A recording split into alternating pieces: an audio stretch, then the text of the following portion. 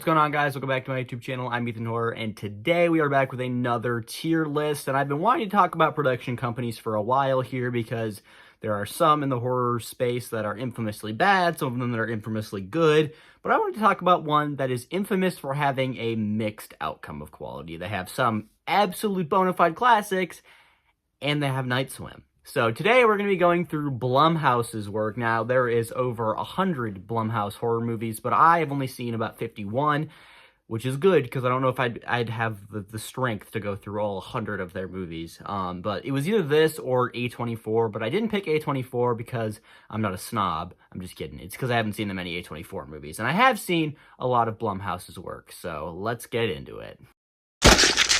Okay, so here we are at the tier list. I went pretty simple on here. At the top, we have Blumhouse's best. At the bottom, we have Basement Dweller, because, you know, Blumhouse is a house, so the ones in the basement aren't good. Let's just get into it. So, starting off, I did not put these in any particular order. I tried to group the franchises together, but Tiermaker has apparently said they didn't want me to do that. So, we're starting off with the Black Phone 2. We'll get to the original Black Phone when we get there, but yeah, starting off with that, right in the middle, B tier. This was one of my most highly anticipated films of last year, and it ended up being, I wouldn't say a disappointment. I was disappointed in what it was, but I still liked the film. I enjoyed it. I thought it was good, and it expanded the lore, but it just wasn't what I hoped it would be. I hoped it would be, you know, closer to the quality of the original film, obviously, and it wasn't that, but it wasn't a bad movie either. It was just a fine follow-up to the original. And starting right after that, we have Black Christmas 2019, Basement Dweller. I have gotten it, I have tore into this movie so many times at this point. It's awful. It is a horrendous adaptation of the original Black Christmas. It not only completely disrespects everything the original film does right, but it manages to not only tell a bad message, but an offensive one. And that is not to say that because they're doing a girl power, feminist message that it's automatically bad. It's that they fail at telling that message, because there are so many movies where it talks about male masculinity, you know, all that stuff, and it's done well, like Barbarian. Now we have The Visit. I'll just put The Visit right in the middle. It's a good, solid M. Night Shyamalan movie. A lot of people say this was like his return. It's fine. Freaky, one of my favorite horror comedies ever. This one's going up to the top. I love Catherine Newton. She's one of my favorite scream queens ever, and I love Vince Vaughn. He's one of my favorite comedy actors ever, so you get them in a body swap movie, I'm gonna love the shit out of it. And you also throw in Christopher Landon-style humor, his emotional beats, his horror beats. It's just so good. It's like a rated R version of Happy Death Day, and I love it. Now we have Insidious 5, The Black Floor. What did I just... The Red Door. What is wrong with me? This one's going to go into Basement Dweller. I didn't used to hate the Insidious franchise. I do not like the Insidious franchise anymore. I used to think, yeah, it's a fine franchise. The first movie's good. The third movie's good. The rest are forgettable. This one is awful. I have watched it twice now, and I remember nothing that happens. And I remembered, the only things I do remember is a handful of scenes, and that the acting is pretty horrendous. And I don't even remember there being a villain. That's how bad it is. Drop, another Christopher Landon film. This one came out last year. I won't say it quite reaches the top, but I'm going to put it in A tier. This was one of my top 10 horror films of last year. I really, really liked it, obviously, because I love Christopher Landon's style. I love his mix of comedy and horror. And he's always able to put in such good emotional beats in his films. Like, if you've seen Happy Death Day 2, Freaky, Drop, even... which Paranormal Activity movie did he do? 5. He always manages to implement so much of everything I love about him in here. So this is just, it wasn't as good as Freaky, but it's still a great one. And obviously it was my top 10 of last year, so I did really like it. Paranormal Activity. This is my favorite film ever. Like, I'm not going to get into it again. I've done an entire review on it. Click the card if you want to see. Halloween 2018, A tier. Not bad. Like, obviously I have it in A tier, so you know that, but it's not a top tier movie ever. Like, it's good. It's the best sequel we've ever gotten from Halloween, but that's a very low bar. Paranormal Activity, Next of Kin, the most The film I hate the most, Basement Dweller. Now, there are worse films. There are worse films in the Blumhouse catalog, but this is the film that offends me the most because it does nothing of what I would ever want from a Paranormal Activity sequel. It abandons the story, the characters, and the framing narrative, and just completely tells a new story that is simply profiting off of the Paranormal Activity name. So, yeah, I hate this film. Wolfman, C tier. It's the most basic version of a Wolfman story you can ever tell. It's a guy gets a bit, chases his family around, movie ends. Purge Anarchy, easily the best Purge film. I'll put it in A tier. I don't think even the best of Purge doesn't quite reach my favorites. They're solid. They're a nice little action horror movie. This one gives us a lot of the chaos, the anarchy that goes on in the Purge, rather than limiting us to a mansion the entire time, so that's good. But otherwise, it's fine. I wouldn't say it's one of my all-time favorites, but if I'm picking a Purge movie, it's the one I'm going with. Unfriended. I have seen a lot of people that, say that they hate this movie, that this is an awful film. I look on Letterboxd, and it has, mostly negative reviews. People hate Unfriended now, and I don't know why. I love it. I'm going to put it in A tier. I'm not going to quite put it up in the top tier, but it's great. It has some very scary moments in it. Obviously, the main girl is horrendous, but you're supposed to hate her. People don't get that, you can hate a character because that's how they want you to feel about the character. So, yeah. Forever Purge, my least favorite Purge movie. That's the thing with the Purge series. It never gets horrendous, and it never gets fantastic. So even the worst of the Purge films are only going to go into C tier. It's just the most forgettable. It's just what if we do the Purge, but instead of the Purge, it just doesn't end after 12 hours. I don't care. Creep 2, also going to go into C tier. I debated putting it down here, but it has its moments. Nowhere near as good as the first film, which I'm not even that high on anymore, but it's all right. Happy Death Day. I'm gonna put Happy Death Day in A tier. Like I said, I love Christopher Landon's style. This is his first original film, and I really like it. I love the babyface killer. It's a great iconic one. Tree's one of my favorite Final Girls ever. I think she was on my top 20 list that I just did. So yeah, it's a good movie. I love it. And the sequel that followed it up was, if you would have asked me 2 years ago when I watched it for the first time, I would have said it's a B tier. It's fine. But I think I've gone down on it because it just explains stuff that doesn't need to be explained. In Groundhog's Day, they don't explain why Bill Murray is going through a loop. He just is. And in this one, they are well, but we need to know why Tree's day was looped. So they do it in Happy Death Day 2, and it just felt like a rehashing of the original, and I didn't like it. Insidious. I still like the first Insidious movie. I wouldn't say it's one of my favorites, but that's because, Blumhouse just doesn't release that many great supernatural horror films, but I'll still stick it in A tier. It's solid. Same with Insidious 3. I'd say that's probably my favorite of the Insidious films, but I'm still only going to stick it in A. I love it because it does the best at scaring you without using that, weird piano boom that, just gets you to jump because it's a loud noise. Obviously, the first Insidious movie has scary moments besides that with, the tiptoe through the tulip scene, the iconic jump scare, but this one, I think, is a little bit scarier, so.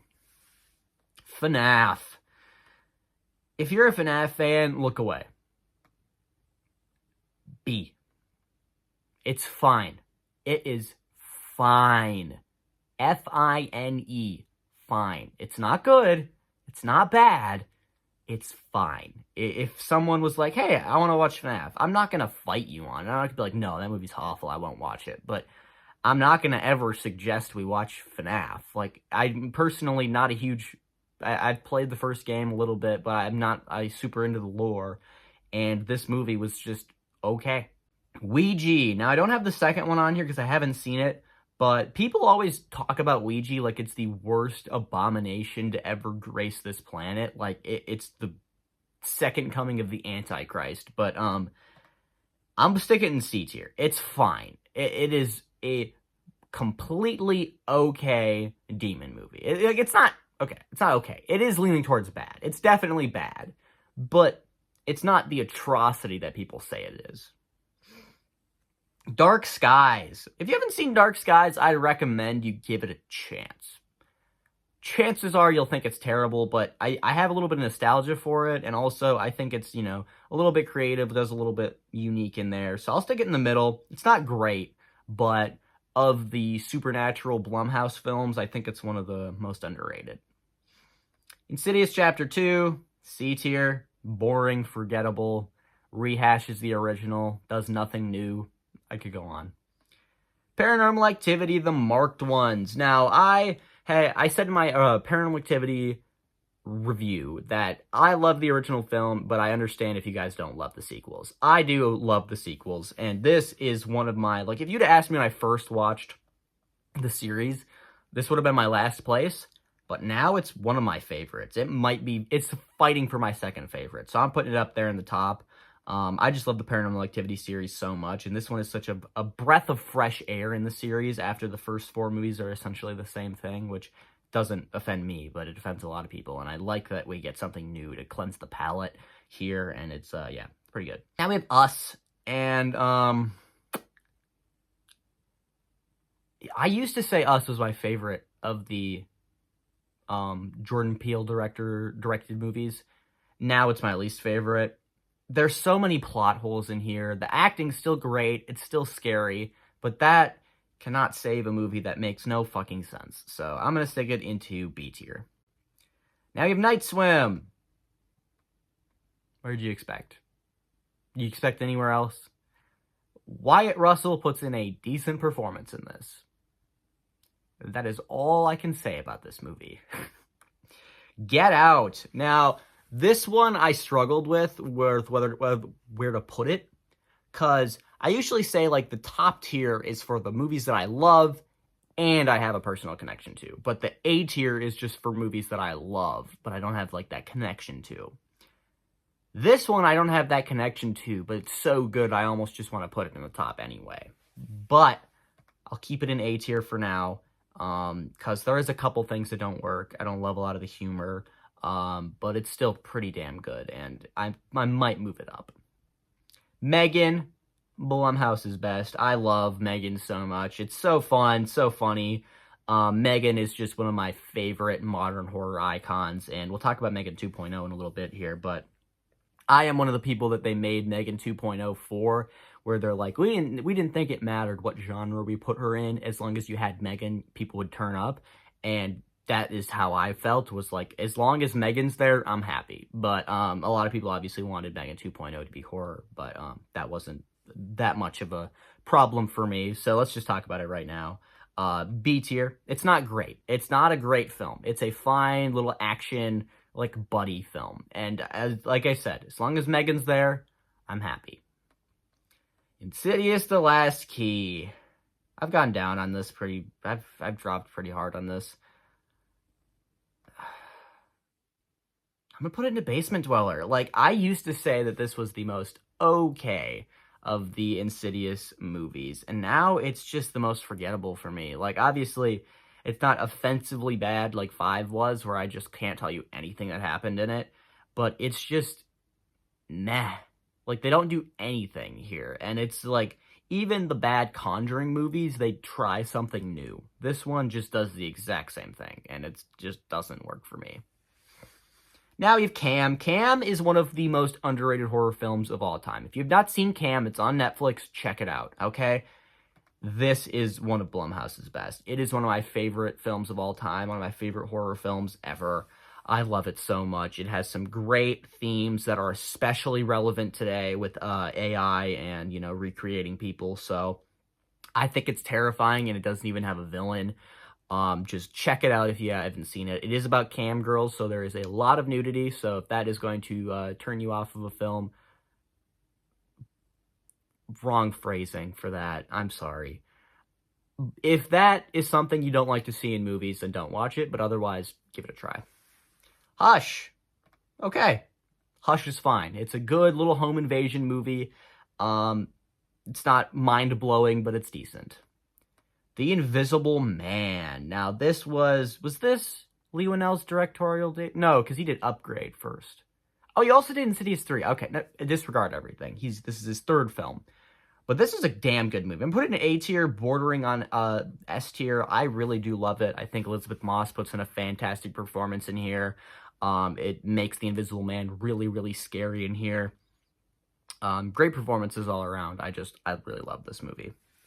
Paranormal Activity 2. I'm going to put this in A tier. I think it is a step down from my 3 favorite Paranormal Activity movies, but still a fantastic one. Like, there's 7 Paranormal Activity movies, and you have, like, my top 3 and my bottom 3, and then, like, right in the middle is Paranormal Activity 2. I just feel like it doesn't do enough new for it to be one of the best Paranormal Activity movies, but it doesn't do nothing new, like the ones at the bottom, so it's right in the middle, but I'd say it's still leaning towards A because it's Paranormal Activity.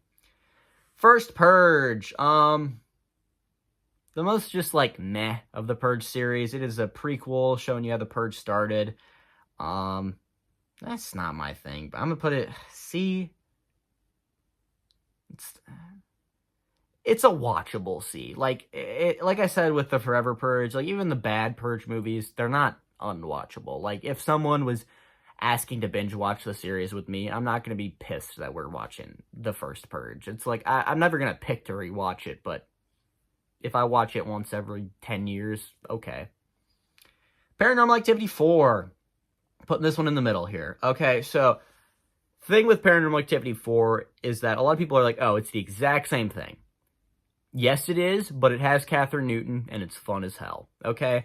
Paranormal Activity fan here. I'm admitting it straight out that I love the series and pretty much everything it does. So, I'm going to like it better than most people will. So, Catherine Newton is enough to bring a movie up for me regardless of what it is, but Paranormal Activity is another reason that I love it. So, yeah, right in the middle. It's not a great movie, but I have a lot of fun with it. The Purge, probably the worst of... it's down there with the Forever Purge. I'll put it at C tier. It completely misunderstands what people would want from the Purge series. Like, when you hear a 12-hour period where all crime is legal, you would probably expect that they would show that 12-hour period where, like, you see people out doing crimes and you have someone trapped out there and trying to get back inside before getting killed. And this one is like, what if we focus on this rich family locked up inside a mansion? Don't all clap at once. Now we have Totally Killer. One of my favorite of the, like, more recent Blumhouse films, up there with Megan. I'll put it in A tier. I don't think I'd say it's quite an S tier for me. I loved it. I think Kiernan Shipka does really good. I think Olivia Holt does great in here. Has some very funny moments, has some pretty good kills, and I like the concept here. There was a few things here and there that I didn't really love. The ending didn't really land for me as much, but still thought it was pretty good. Sinister. This is going into one of Blumhouse's best for me. I think it is the scariest film of all time. And by the way, I've done a couple of videos where it's like the scariest horror films of all time, and I rank them on like a tier list, or I just go through like my top 10 scariest. People are assholes when it comes to like, oh, I thought this movie was scary, and they're like, no, you're an idiot for thinking that. Like, whoa, like, everyone is scared by their own movies. Like, I watched this one YouTuber who's scared of Pet Sematary. I watched this one guy who's scared of The Conjuring. I mean, I'm scared of The Conjuring as well. But, like, you can be scared by whatever you want to be scared of. Like, that's not... Why are people such assholes about it? This is something that you literally can't control. Sinister 2 is a basement dweller. This movie sucks ass. It ruins everything the original does right. It makes the kids talk. It introduces the side joke character from the last movie, played by James Ransone, rest in peace. But he plays, like, I think it's Deputy So-and-so or Deputy No Name or something like that. And he just was kind of like a one-note jokey character from the first movie, and they focus almost the entire film on him in this one. So I didn't really love that, and it's just not scary at all. Halloween Kills. Halloween Kills is fine. I'm gonna put it in C. Ooh. I'll put it in B. I'll put it in B.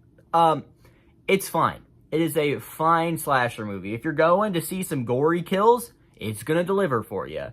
The dialogue is horrendous beyond belief. Like, it is awful.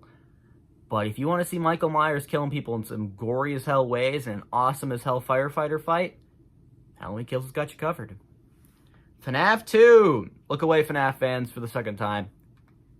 Basement Dweller. This movie sucks. I watched it because I was like, okay, let's see if they can, improve upon FNAF, because the original one wasn't great. This one is way worse, because they're like, okay, well, we know that there's going to be 20 movies now, so let's just set up a bunch of stuff and then just forget about making this an actual coherent movie, because they set up like 100 things for like a second each, and then they just never elaborate on them, because they're like, we'll get to it in the next movie, or the next one, or the one after that, or the 6th one, or the 7th, or the 8th, or, maybe we'll get into it in the 9th film, because, like, they know it's going to be a big franchise at this point, and it just ends up being a forgettable follow-up that doesn't do anything, and, I was especially pissed that they advertised McKenna Grace, and then she's just not in the movie. She's in it for, like, 5 seconds.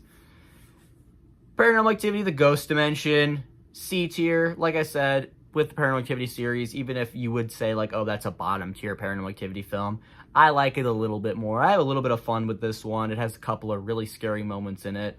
I do agree the ghost camera is stupid, the characters are stupid, it's bad, but I have a little bit of fun with it. Purge Election Year, closest, like a close second for my favorite Purge film, but I'm just going to stick it in the middle here. It does a lot of the same things as Anarchy does, but, that's a good thing and a bad thing. Like, it's repetitive, but it's also, it's doing what we like from the series. So, yeah, right in the middle there. Unfriended Dark Web. And I think Unfriended Dark Web is just as good as the original film. It has just as good of acting. I think a couple moments that are even scarier than the original film. So I'm going to stick Unfriended Dark Web into A tier. Now we have Creep, and I have never flip-flopped on a movie as much as I have Creep. When I first watched it, I was like, yep, 4.5-star movie, fantastic. The main guy in this is the villain. He is so idiotic that, like, every single time I watch it, I'm like, no wonder you got killed, you're a dumbass. Like, you literally brought everything upon yourself. Watch my top 10 dumbest movie moments if you want me to get into it for like 5 minutes. But yeah, the character in this is a moron. I'll still stick it in B tier because it has some scary moments, and the performances are good. But otherwise, the main character is a absolute idiot. Paranormal Activity 3, up to Blumhouse's best. This is my second favorite Paranormal Activity movie. Probably, close second for my favorite. It's a top 3 horror movie sequel for me. It's actually a prequel, so I'd say it's probably my favorite horror movie prequel. But they kind of tell the first 3 Paranormal Activity films in reverse order. So this one fills in a lot of the backstory that you missed, and I love that. And it kind of, shows you Katie and Christy as kids. It has some very scary moments in here. I think it's the closest to the original's quality. The Hunt. Some people say this isn't a horror film. It's horror adjacent. B tier. It's a solid little action horror movie where, a bunch of rich people hunt down these people. It's kind of its own subgenre at this point, like rich people putting poor people through a game. You had like, Would You Rather, you have like Ready or Not, Squid Game, obviously, and then you got this one, of course. And it's just, yeah, it's fine. It's a decent little movie. Ma I saw was like one of the lowest rated Blumhouse movies. Bullshit. Okay, this movie is good. Still only going to stick it in the middle here, but if you haven't seen Ma, give it a try, because I went into it expecting it to be, bad, because that's what everyone was saying about it. And it's fine. Octavia Spencer does pretty good. I like a lot of the side characters here. It has some pretty good moments. It's a fine movie. It's not anything that's going to blow your mind, but it's not like, I think they have it at like 37% on Rotten Tomatoes. Like, that's bullshit. That's bullshit. Woman in the Yard, the most recent, or I guess was it the most recent? Did it come out? One of the most recent movies on the list, and it is going to be in Basement Dweller as well. The quality of Blumhouse has just plummeted in the last few years. I mean, you had Night Swim, FNAF 2, Woman in the Yard. I mean, even just any film that comes out in the last 5 years from Blumhouse, it's like, okay, all right, this could either be an abomination or, pretty damn good. So, yeah, varying quality here, but Woman in the Yard was towards the bottom. It even won, I think it won the first round of my worst horror movie bracket, so it didn't win the whole bracket, but it should have, because it's bad. Now we have Halloween Ends, and this is another one I flip-flopped on pretty much since I watched it, because I used to be like, yeah, it's 50-50, It would be a good movie if it wasn't the closing chapter of the trilogy.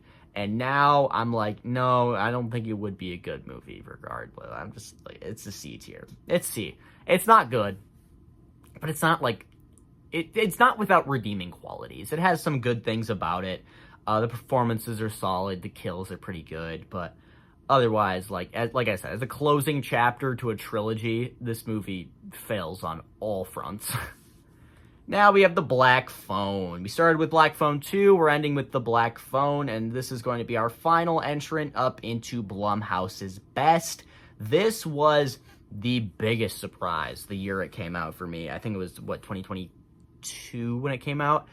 Biggest surprise of the year. I loved it so much. I think it was my favorite of the year.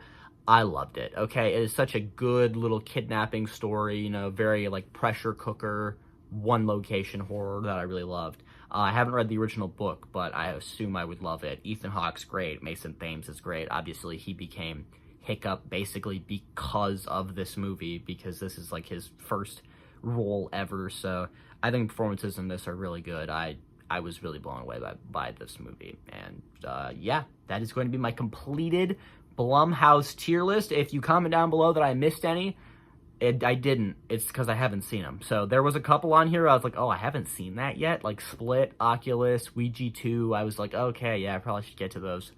But I haven't yet. So, obviously they couldn't be on the tier list. But this is what I got. I'm sure a lot of you will disagree, but I felt like I was pretty fair and just with most of these. Obviously, I'm biased with a lot of them, with, Paranormal Activity franchise being one of my favorite franchises ever. But yeah, this is my completed tier list. And that is going to be it for today's video. Maybe if you did enjoy, make sure to like and subscribe. So, and you want to see more videos like it in the future, make sure to hit the bell notification to be notified when I post any brand new videos. Comment down below some more video ideas for me, or some of your own opinions on Blumhouse's best and worst films. And until next time, I'm Ethan Horror. This has been Ethan Horror.